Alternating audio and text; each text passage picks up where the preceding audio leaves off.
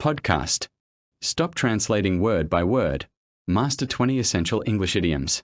Hello, everyone, and welcome back to another episode of the podcast. Today we're diving into one of the most important topics for anyone who wants to sound more natural in English: idioms. That's right.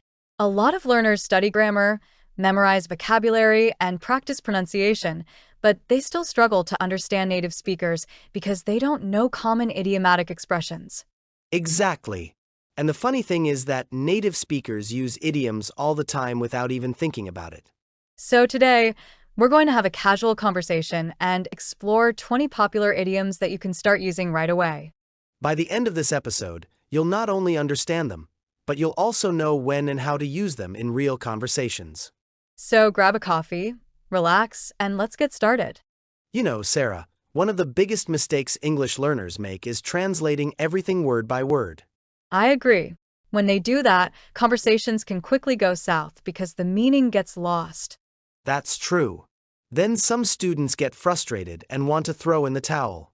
And that's exactly what they shouldn't do. Learning a language takes time. You need to keep your chin up and stay motivated. I remember when I was learning Spanish. Before speaking with native speakers for the first time, I was completely on pins and needles. That's normal.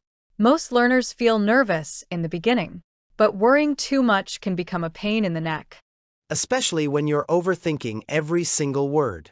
Exactly. Then one more small problem happens, and it becomes the last straw. Like when you've practiced all week and suddenly forget a simple word. That happens to everyone.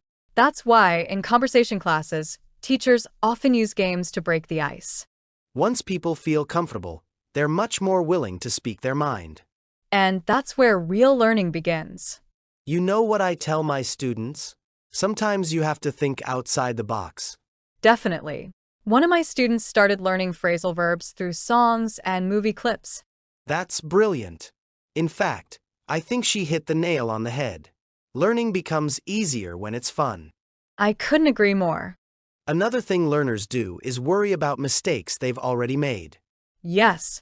If you pronounced a word incorrectly yesterday, don't cry over spilled milk. Learn from it and move forward. Speaking of learning, I recently met a former student. Really? Yes, and we spent hours catching up. It was amazing to hear about all the progress he'd made. That's great. It also reminds me that we should never judge a book by its cover. Absolutely. Some students seem quiet at first, but later become the most confident speakers. And when they realize how much they've improved, they're usually over the moon. I love seeing that moment. Sometimes learners tell me they started too late to become fluent. I usually give them the benefit of the doubt because maybe they've heard discouraging things from other people. True. But eventually they discover that age isn't the biggest obstacle. Exactly. At some point, you simply have to bite the bullet and start speaking. Even if you make mistakes. Especially if you make mistakes. That's how you learn. The students who improve the fastest are usually the ones who go the extra mile. They practice outside the classroom, watch videos, read articles, and listen to podcasts. When they begin, they spend time trying to learn the ropes. Learning how the language works and becoming familiar with common expressions. Then something interesting happens. What's that? At first, English seems difficult and intimidating. But after enough practice, learners turn the tables. Exactly. Instead of being controlled by fear, they become confident speakers. And that's when all their hard work finally pays off. I think that's the best feeling in language learning. Me too. It's proof that consistency works. Well, if you're listening today, remember, don't throw in the towel, keep your chin up, and trust the process. Keep practicing, keep learning, and don't be afraid to make mistakes. Thanks for joining us on today's episode.